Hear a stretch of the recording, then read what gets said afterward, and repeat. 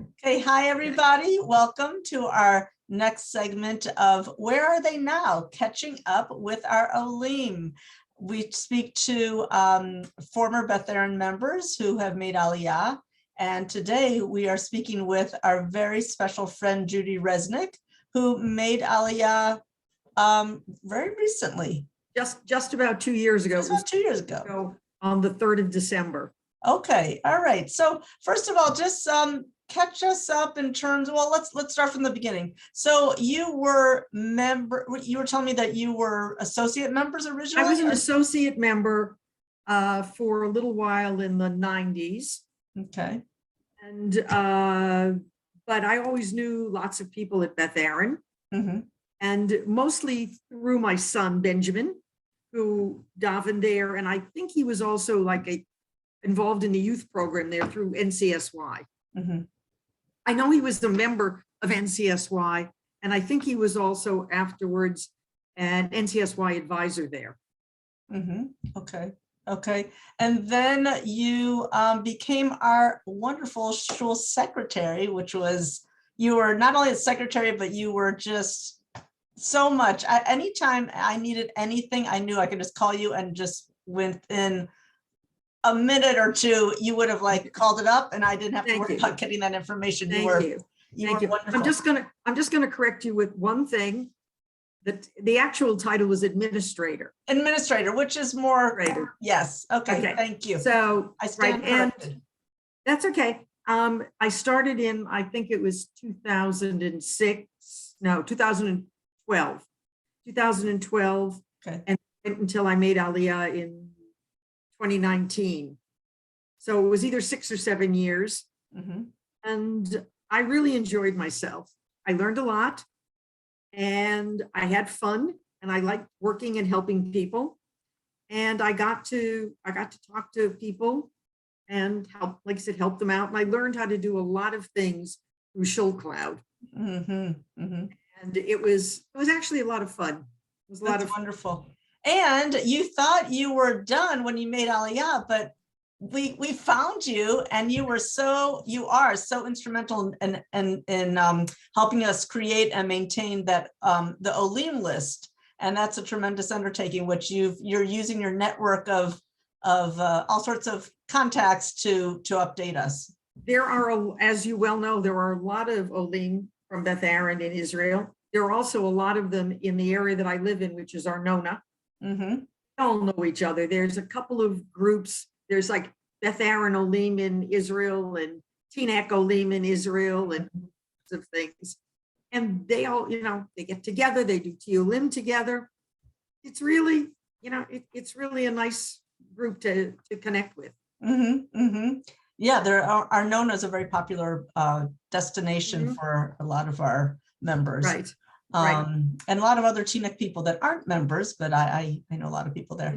So tell us, first tell us about how you decided on going to Arnona. What made you want to make Aliyah at that time? Give us a little bit of background so we understand. I decided that I was going to make Aliyah when I retired. And I decided one should retire when one is relatively healthy. And if you're going to make a huge transition, you should be able to do this, while you're healthy and, interested in exploring and finding new places to do things and making new friends. So I just sort of set an arbitrary time, in December 2019 to make Aliyah. My son and his family had made Aliyah about 7 years beforehand. Then when they got married, he lived in Teaneck, and then he finished getting smicha after a year in Israel, and then went to Los Angeles, where his wife's family was from. They figured they were going to be there a year or two, and were there, I'm thinking 8 years. But then they've been in Israel, and I decided now was time to go. As one ages, one should be close to family. And I knew he's not moving. My daughter is, I'm not sure where she's going to wind up, whether she'll wind up someplace in the States or whether she'll come to Israel. So I said, okay, I'm going to Israel. He lives in a place called Ginot Shomron. Lovely place, but there's nothing for me to do there. It's a wonderful place to raise your family, but when you get to be a little older and you don't have family responsibilities and you want to do some interesting things Mhm. to do. So I have good friends, two sets of really good friends who live in Arnona. One are the Bill Hours, Lanny and Joni, who were members of Beth Aaron and made Aliyah in if I 86 or 87. Wow. Stayed friendly with them throughout. So I knew they were there. They originally lived in Ramote, but a few years ago moved to Arnona. And I have another really good set of friends who I met while I was living in England, an Israeli married to a British guy. They also live there. So that was basically why I chose. Uh-huh. And it worked out. The Elbogans live in the building across from me. Yeah. People from Teaneck live in the neighborhood. And it's really been a wonderful community. It's not just a neighborhood, with assorted houses. It's a really wonderful community. Mhm. That's what I heard from people who live there, and that's what I've seen when I've been there. So it's Mhm. very nice. I'm so happy you found some place that you feel like home. And so, and tell us about your actual move. Was it bumpy? Did you prepare as much as you think you could? Is there, tell us. I think I prepared as much as I could have. I sold my house about a year and a half before I made Aliyah. And I moved into a small apartment, which gave me 2 chances to pare down my stuff to send. Yeah, it's true. And then some of you may know that when I left Beth Aaron, I did this cross-country trip. Yes, I remember. And drove all the way around the country, came back to Teaneck, and then made Aliyah. So I think I prepared what nobody could have prepared for is what happened 3 months after I got there, which is the pandemic. Right. So luckily, my lift had arrived. I had unpacked everything. I bought furniture. I bought appliances. I'd started Ulpan. I had set myself up with a doctor. I mean, I had taken care of a lot of things so that when we actually went into a lockdown where you couldn't go more than 100 meters from your home, I actually felt, okay, the apartment that I'm in is really nice. Good. Okay, it's all set up. I had done the best I could. And like everybody else, it was Zoom that kept me attached to people. So I did a lot of classes here and there, and I did some Ulpan online, which I decided was not working. Mm. And I think I did everything that I could. When, before you had said something about what was unexpected or what more could I have done, I'm really not sure given the way things worked out. That's right. I think I did the best I could. Yeah. And it was good to have my son and his family an hour away. So not that they could have come to see me, but I knew they were there. Right. And see. Right. Where do they live? They live in a place called Guinaud Shomron. Right. Right, which is near Carney Shomron, and it's about 20 minutes east of Kfar Saba. Mm-hmm. Yeah, that's where they are. Don't the Elbogans also have a daughter there? I don't think it's there. It's in a place quite near there. Okay. I don't remember the name. But I'm pretty sure it's not the exact same little town. There's another family that moved there, and I can't remember their last name. I went to school with her. I remember her maiden name, Carol Korn. I forgot her last name. They live in Carney Shomron, I believe. Okay. I'll have to think of it. It's the hour is late, and that's why not. Okay. Right. Anyway, so tell us more about. I'm sure, knowing you, that you did everything you could beforehand. You prepared. I mean, you are the master in terms of preparing and organizing and trying to get ahead. I will say that all of the plastic goods and things that I bought at Costco before I went, because I heard it was hard to get the Ziploc bags and a few other, I'm still using those. Oh, okay. I I still have paper left. There's a few things, but now that I'm here, I'm picking up some odd little things that I might have needed. One of my favorite things that I can't get easily is a certain kind of tea. I only drink decaf tea. Uh-huh. Occasionally somebody brings me that, but I think I did everything I possibly could have done to prepare, other than speaking better Hebrew. I mean, my comprehension's not bad. It's just, I can't remember all the words that I know. Okay. That's the problem. Okay. Well, thank God you'll have many, many more years of practice. So, you'll, Yes. when you went, were you a Hebrew speaker or a Hebrew, did you understand Hebrew or? I understood Hebrew. I mean, years ago, I had studied Hebrew until all the way through college, all the way through, elementary school, high school, and then college. And then, if you don't use it, you sort of lose it. Mm-hmm. So, and the difference between, the Siddur and Tanakh and spoken Hebrew is great. Mm-hmm. Mm-hmm. All the rules that I learned years ago are somewhere buried in the back of my head. So I learned that I understand now that I'm an auditory learner when it comes to language. Mm-hmm. Because sometimes I'll try and figure out a verb form and I'll just say, this one sounds right. And that's what I go with. And usually it's okay. But like I said, I can read reasonably. I can understand what people are talking to me about as long as it's not too much in depth. Mm-hmm. Mm-hmm. And I get the gist of what's being said. I have a couple of Israeli friends who will only speak to me in Hebrew now. Okay. And that, that helps. Yeah, sure. I think in our Nona, it's a lot of Anglo, correct? A lot of Anglos. So, A lot of okay. Anglos. And most of I have two very close friends who are Israelis. And the rest of them are Anglos of some kind. Mm-hmm. People from the United States, people from England, people from South Africa, people from Australia. The people you're sort of comfortable with talking easily. Mm-hmm. Easily, Mm-hmm. that's all. Okay, great. And so, so is this your first trip back to America since you made Aliyah? Yes. Okay. Yeah. Okay. Mhm. And Yeah. now that you're visiting, do you have any kinds of, do you miss America?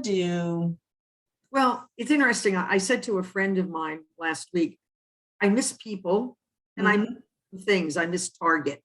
I miss certain other things, but I know it's not home anymore.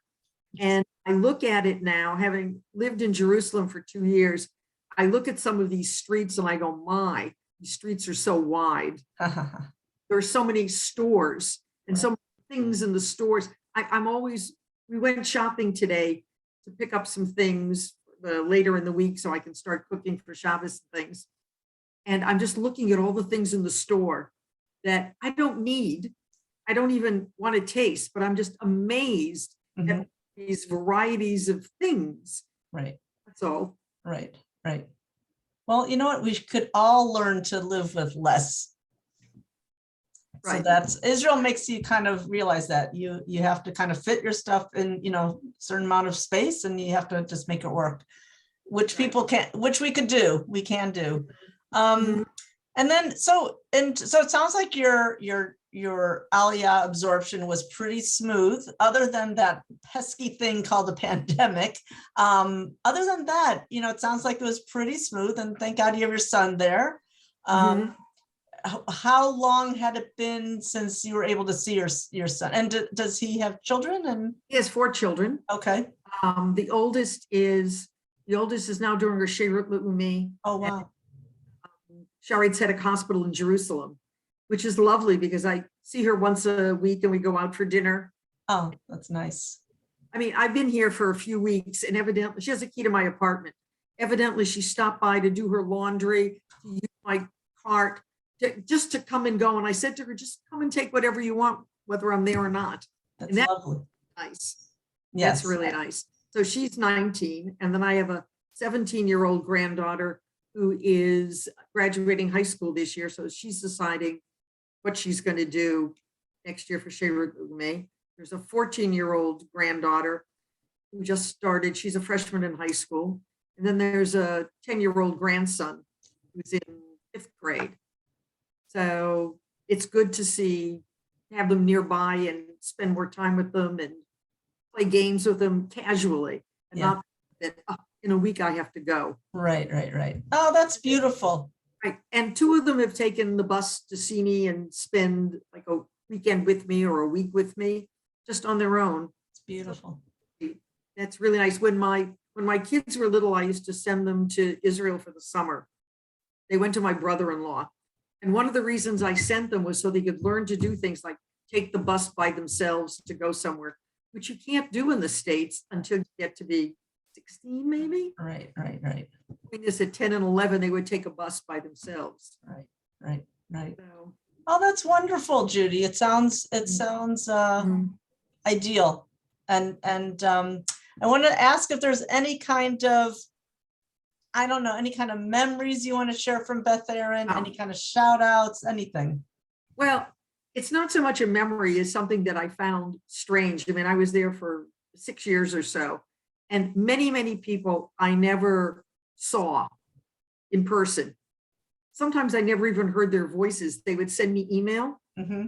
I felt like they were back and forth, and I almost felt like I knew them. And then I realized when I finally did meet some of them at the Kiddush, they had a Kiddush in my honor when I made Aliyah, and people were coming over. I never got a thing to eat because people kept on coming over to say, oh, I'm so-and-so. And I realized how many people I knew but had never seen. Mm-hmm. It's really funny, but I also enjoyed seeing every morning the men who were leaving the late minyan. The 8 o'clock minyan, I was usually there when they left, and sometimes they would stop by and tell jokes or ask a question, and it was really nice. I felt I had always heard about how people have make a community out of the minyan that you go to. Mm-hmm.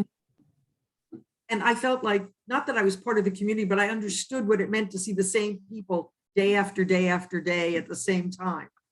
It was really nice. I really enjoyed being there. And if somebody came in who, knew my son or knew my daughter, then it just made it even more special. And I just really enjoyed being there and working with all of those people. And I know it was a job, but I really enjoyed it. And that's not something a lot of people can say about their jobs. Right. Well, we loved working with you, and we still love working with you, apparently. I wanted to ask you also, there was something I wanted to ask you, gosh.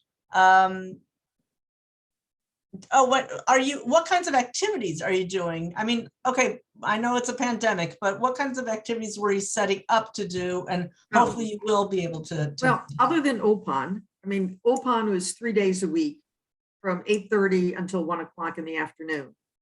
So now that I'm back in Opan, that takes up a lot of time. Sure. The other thing that I did in order to meet people was I joined AACI, which is Americans and Canadians in Israel. Mm-hmm. They have a Mahjong group. Mm-hmm. And I learned to play Mahjong about 15 years ago, and I figured that's a way to meet people.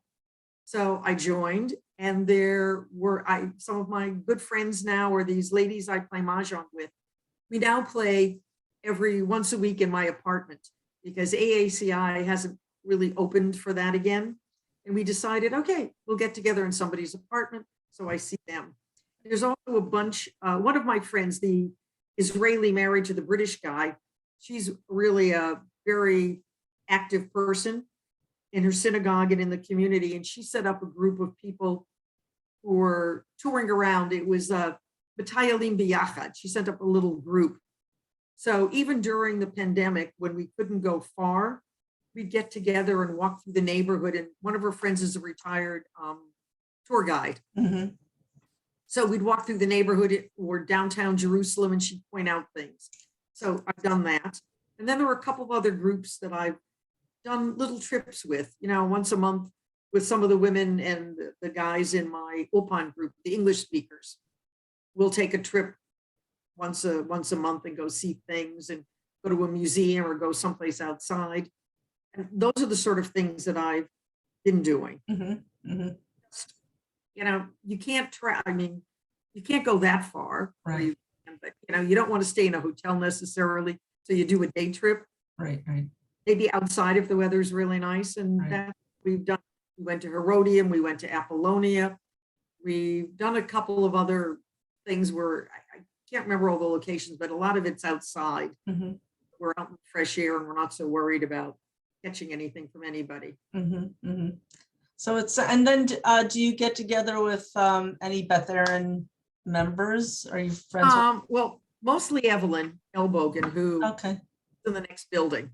So that's been easy. There were a couple I went on. There's a Teal Tuesdays group. So I went with a couple of those. I can't actually remember the names right now because I'm really, one thing I always said to people for all the time that I worked at Beth Aaron is I'm really bad on names. Okay. I recognize them, but I can't always match a name to a face. But if you tell me your name, I can probably tell you what street you live on. Yeah, that's true. Because I have all this in my head. That's true. The data, right. Right, all the data. Yeah. So, because I know the Saltzmans are there, Melon. Saltzmans are there. Yeah. I ran into Barbara Feinberg when I was at the market one day, and we talked a little bit. The Saltzmans I've seen, I actually ran into them. We went to an outdoor movie together, and we happened to be in the same place, so I saw them a couple of times. I've seen a few of them, and as the weather gets better again, I hope to do more of the Teal Tuesdays and see some of the Beth Aaron people. Okay. All right. Well, I think the time has come. We're going to say goodbye. But I want to thank you again. It was so lovely to see you. I'm sure that everybody's going to be very happy to see you. And this is going to be on YouTube. So just remind everybody, if you would like to subscribe, just click the subscribe button. And we're also going to put this video on the Shul website so people can take a look at it. The one person who I haven't mentioned in all of this is my daughter-in-law, Yael, Benjamin's wife. And I kept on saying my son, my grandchildren, I didn't say anything about her. And she has really been wonderful through, if I have a question, if I need to find something out, if I need something, sometimes I get something in the mail and my Hebrew's okay, but I want to make sure that I understand something completely. She's one of the people who will translate things for me. Oh, that's wonderful. That's really, and her Hebrew is really good. Her Hebrew is excellent. My son's is okay, but hers is even better. And just as a weird little plug, this is one of her art pieces. She's an artist. Wow. So I have a few of her things in my apartment now to brighten stuff up. And, it's really been a pleasure seeing her create. I've watched her create things. That's so lovely. Lovely. Really okay. Cool. I don't know. This has been a very uplifting interview. I have to say that I love to hear all the good things that are going on in your life. And I wish you lots and lots of good health, of course. Thank you. And happiness. And you should enjoy your kids and the grandkids. And thank you again. My pleasure. It was really good seeing you. And I'm happy to work with you and stay connected to Beth Aaron in whatever way I can help. Okay, so hold on. I'm just going to stop the recording.